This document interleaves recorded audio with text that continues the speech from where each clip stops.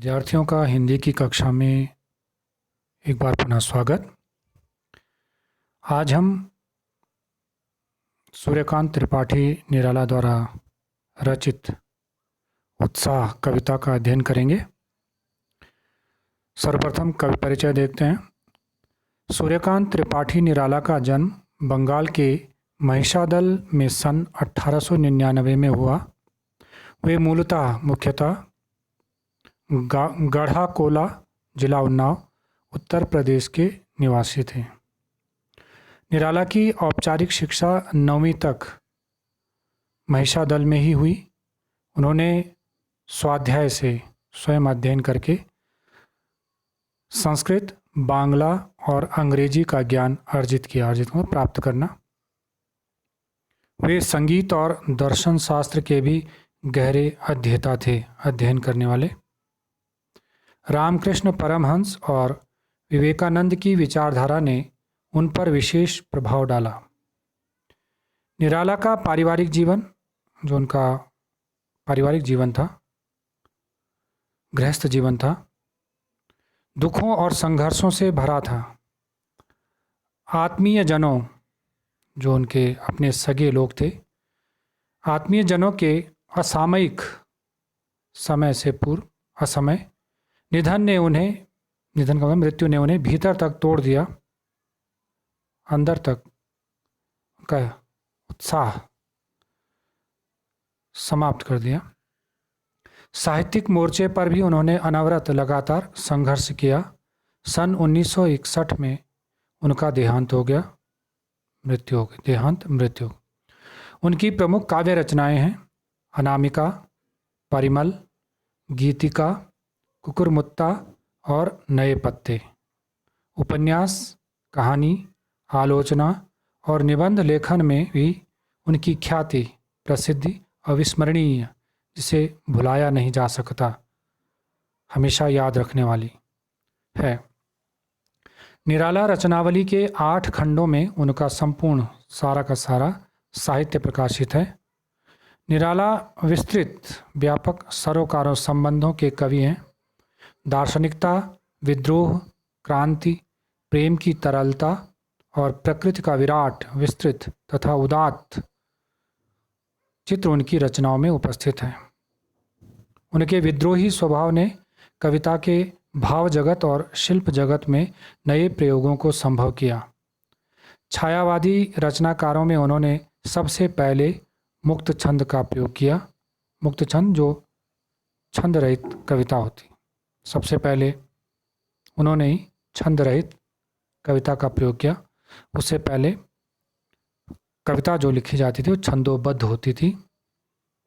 शोषित, जिनका शोषण किया जाता है, उपेक्षित, जिनको कोई सम्मान नहीं दिया जाता, तिरस्कृत भी जिसको आप बोलते हो, जिनका तिरस्कार किया जाता है, पीड़ित और प्रताड़ित, जिनको कष्ट दिया गया है, जन के प्रति, लोगों के प्रति उनकी कविता में जहाँ गहरी सहानुभूति का भाव मिलता है, उनके प्रति उनके हृदय में जो दया का भाव मिलता है, वहीं शोषक वर्ग जो शोषण करता है और सत्ता के प्रति जो शासक वर्ग है, प्रचंड भयंकर प्रतिकार, विरोध का भाव भी।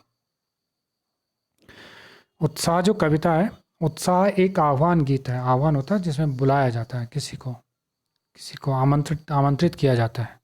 जो बादल को संबोधित है, इसमें उन्होंने बादल को संबोधित करके उसका आह्वान किया, उसे बुलाया है। बादल निराला का प्रिय विषय है।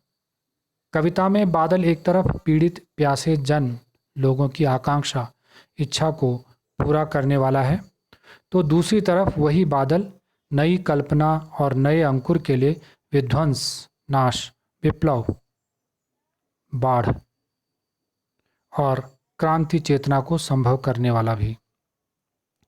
कवि जीवन की व्यापक, विस्तृत और समग्र संपूर्ण दृष्टि से नज़र से देखता है।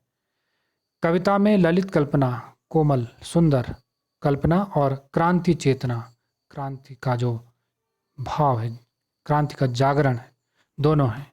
सामाजिक क्रांति या बदलाव में साहित्य की महत्वपूर्ण भूमिका होती है।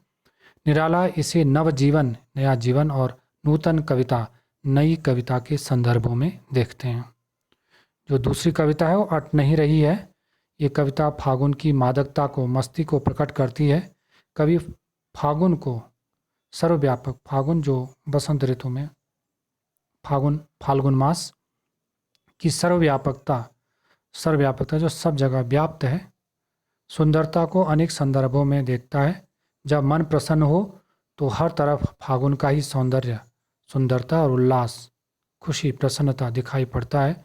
सुंदर शब्दों के चयन का मतलब चुनना एवं लय ने कविता को भी फागुन की तरह ही सुंदर एवं ललित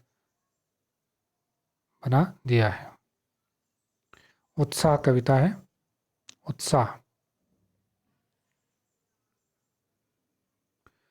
उत्साह का मतलब होता है जोश।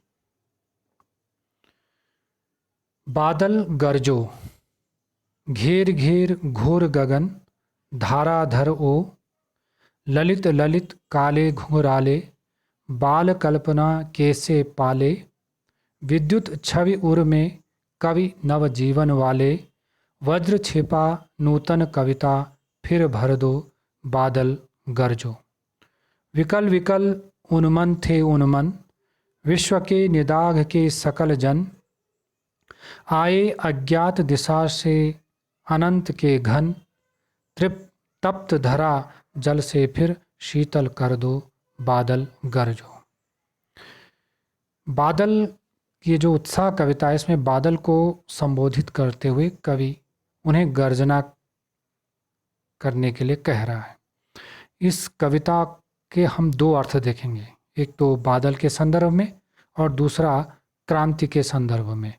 यहाँ पर बादल क्रांति का प्रतीक भी है।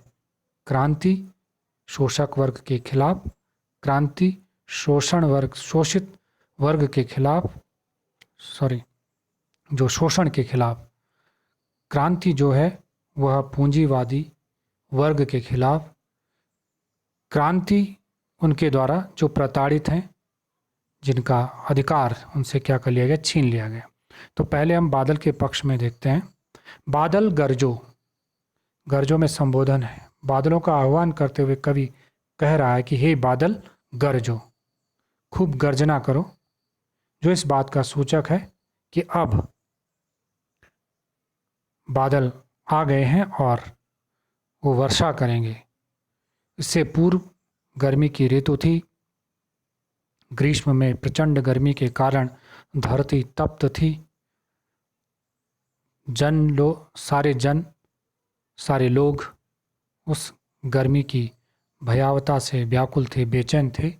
ऐसे में कवि उनको शीतलता प्रदान करने के लिए, व्याकुल प्राणियों को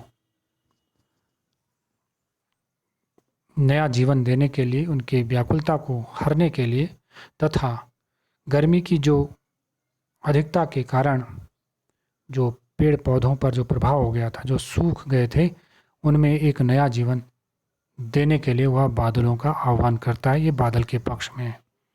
तो कवि कहता है बादल गरजो, ये बादल आओ और गरजो। घेर घेर घूर गगन, पूरे गगन, गगन का मतलब आकाश, घेर घेर का मतलब घेर कर पूरा घेरना, चारों तरफ से उसको घेर लेना। घोर का मतलब भयावह। धाराधर का मतलब बादल।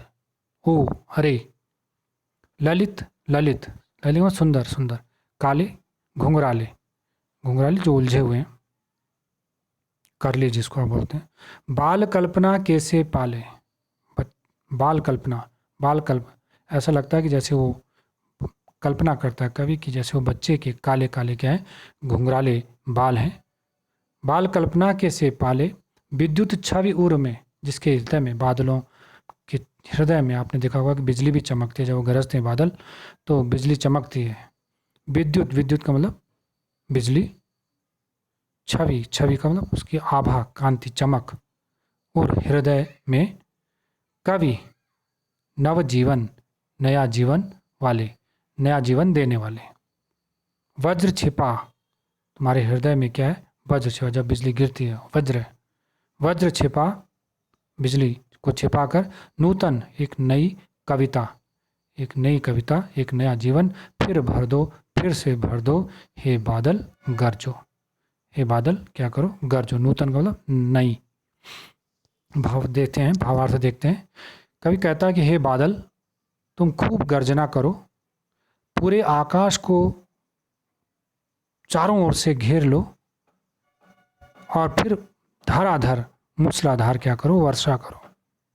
धाराओं को धारण करने वाला, धाराएं, जल धाराएं, धाराओं को धारण करने वाला कौन, बादल, इसलिए उसको क्या कहा, धाराधर। ललित ललित काले घुंघराले, सुंदर, जब उमड़ घुमड़ रहे हैं बादल तो वो ऐसा लग रहा है कि जैसे बच्चे के जो घुंघराले बाल हैं, उन घुंघराले कोमल सुंदर बालों की छवि को वह प्रकट करते हैं। बाल कल्पना के से पाले, विद्युत छवि उर में, तुम्हारे हृदय में जो बिजली चमक रही है वो इस बात का संकेत है कि अब बादल बरसने वाले हैं। आपकी गर्जना इस बात का संकेत दे रहे हैं कि वो अब बरसेंगे और फिर अभी तक गर्मी की, प्रचंड गर्मी के प्रभाव से जो पेड़ पौधे, प्रकृति और यहाँ तक कि मानव जीवन भी जो त्रस्त था गर्मी से, वो उन्हें एक नया जीवन मिलेगा। वज्र छिपा, तुम्हारे हृदय में वज्र बिजली छिपी हुई है और तुम नूतन कविता भर दो, कविता की तरह भाव में तुम नए जीवन को कविता में क्या कर दो, उनको भाव में कर दो। उनमें जो अभी तक उदास बैठे थे, जो अभी तक व्याकुल थे, उनमें एक नए जीवन का उत्साह भर दो। दूसरी तरफ क्रांति के पक्ष में कहता है कि बादल गरजो, हे क्रांति दूत, क्रांति के अग्रदूत, गरजो, गर्जना करो, ताकि तुम्हारी गर्जना से जो अभी तक अपने अधिकारों के लिए जो शोषित वर्ग था, शोषक वर्ग के शोषण से जो पीड़ित, जो शोषित वर्ग था, उनमें एक नई क्रांति का भाव जागृत करो, ताकि वे अपने अधिकारों के प्रति क्या हों, सचेत हों और शोषक वर्ग के प्रति क्रांति करें। ऐसे में ये भाव कवि ही कर सकता है। घेर घेर घोर गगन धाराधर ओ, अरे ओ क्रांति दूत, तुम पूरे शोषित वर्ग को तुम पूरी तरह अपनी गर्जना से क्या कर लो, घेर लो, अर्थात अपने प्रभाव में ले आओ, जिससे कि उनके मन में एक नए जीवन की क्या हो, कल्पना जागृत हो उठे। विद्युत छवि उर में, तुम्हारी उस क्रांति के इस गर्जना में, तुम्हारे हृदय में विद्युत है, चमक है, क्रांति की चमक है। कवि को भी संबोधित करता है कि तुम्हें ऐसी काव्य रचना करनी चाहिए जिससे कि लोगों में क्रांति का भाव क्या हो, जागृत हो और नव जीवन वाले। वो क्रांति जब सफल होगी तो शोषित वर्ग को, उन्हें उनका अधिकार मिलेगा और उन्हें एक नया जीवन मिलेगा। वो शोषण से मुक्त होंगे, शोषक वर्ग के शोषण से वह मुक्त होंगे और उन्हें एक नया जीवन मिलेगा। वज्र छिपा, तुम्हारे हृदय में बिजली, बिजली का मतलब यहाँ पर हर क्रांति करने वाले के, क्रांतिकारी के हृदय में तुम ऐसी गर्जना करो, तुम ऐसा उत्साह भर दो कि वह एकत्र होकर के, इकट्ठा होकर के क्रांति करें और फिर एक नए जीवन का क्या हो, शुभारंभ हो। हे बादल गरजो, हे बादल ऐसी क्रांति, तुम उस, हे क्रांतिवीर, तुम उन क्रांतिकारियों के, उन शोषित वर्ग के हृदय में, उन पीड़ित प्यासे जन के हृदय में तुम क्या करो, क्रांति की उस ज्वाला को, क्रांति की उस चमक को भड़का दो। विकल विकल उन्मन थे उन्मन, विश्व के निदाघ के सकल जन, आए अज्ञात दिशा से अनंत के घन, तप्त धरा जल से फिर शीतल कर दो, बादल गरजो।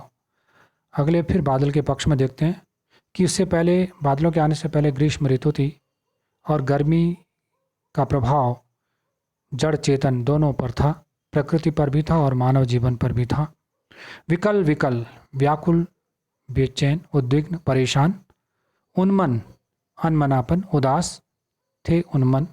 विश्व संसार के निदाघ, निदाघ का मतलब गर्मी, कि सकल सकल सारे जन, जन मतलब लोग, आए अज्ञात अनजान, दिशा से अनंत अनंत आकाश के घन बादल, तप्त तपी हुई गर्म जिसको आप धरा पृथ्वी, जल से पानी से, फिर शीतल ठंडी कर दो, बादल गरजो। बादल के पक्ष में देखते हैं कि इससे पहले गर्मी से सारे लोग, प्रकृति भी और विश्व के सारे लोग व्याकुल थे, बेचैन थे, उद्विग्न थे, गर्मी से परेशान थे, उदास थे, अनमनापन था, एक प्रकार से आलस्य उनमें भरा हुआ था। विश्व के निदाघ के सकल जन, संसार के सारे लोग उस गर्मी से परेशान थे।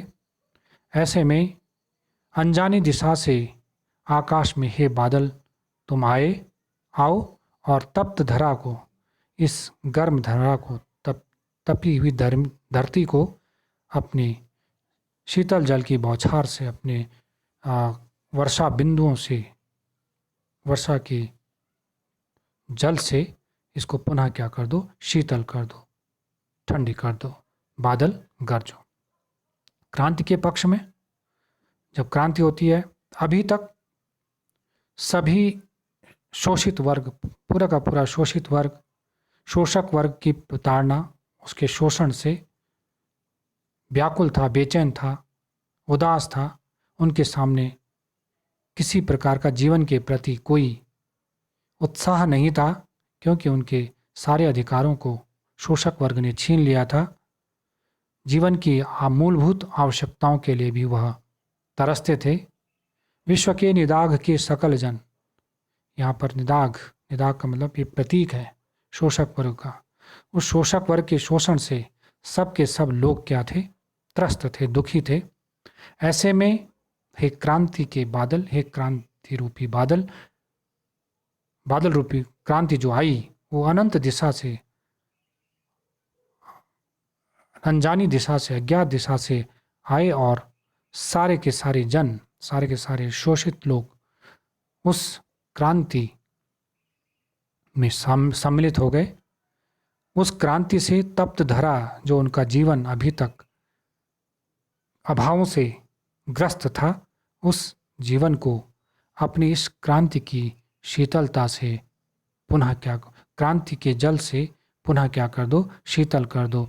अगर क्रांति सफल हुई तो शोषक वर्ग को उनके अधिकार मिलेंगे, एक नया जीवन मिलेगा और उनको शोषण की पीड़ा से मुक्ति मिलेगी, उस प्रताड़ना से मुक्ति मिलेगी और उन्हें पुनः एक नया जीवन प्राप्त होगा। तो यहाँ पर दोनों अर्थों में है, बादल के संदर्भ में भी और क्रांति के संदर्भ में भी। धन्यवाद। दूसरी कविता हम फिर अगले वीडियो में पढ़ेंगे। धन्यवाद।